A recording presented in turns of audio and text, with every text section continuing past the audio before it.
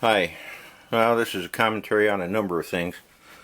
First of all, I added 60 thousandths shims under the XY table to get it closer to being in tram. It's not perfect, but it's a lot better.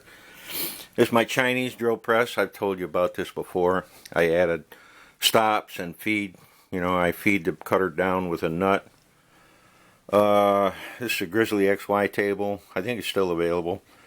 It's satisfactory. It's crude, but it works. It needs tinkering, as all cheap stuff does. I'm using a 5/16 end mill to cut my steady rest apart. I chose 5/16 because there was a groove cast in the main body here, about that wide, and I figured that I should get rid of that. I've already drilled and tapped 3/8 by 16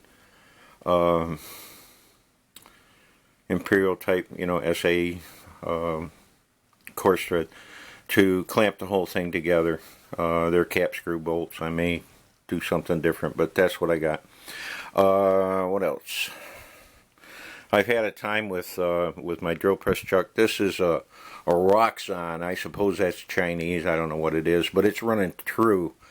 Due to various jam ups and stuff, I actually have bent the shank a little bit, but I ended up getting it back pretty true. I used some blue Loctite on the shank, the Morse taper shank, up into the drill press. And that held it in pretty steady.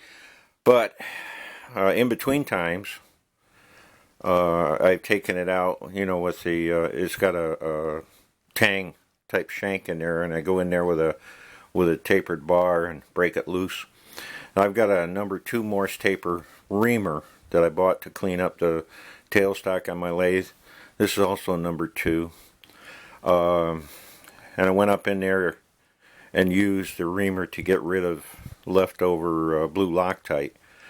And I found that was pretty important to get the chuck running true again. Well, that's about it. I mean, let's face it, this is not very satisfactory for a mill.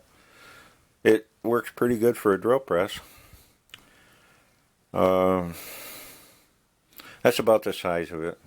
I had to go back into the drill press head clamps on the column with set screws. There's 2 set screws, and I've had to go back in and retighten those a couple of times.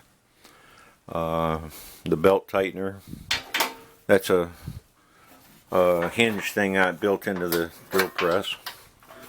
The multi-speed, I don't know if you can see that. I can see it.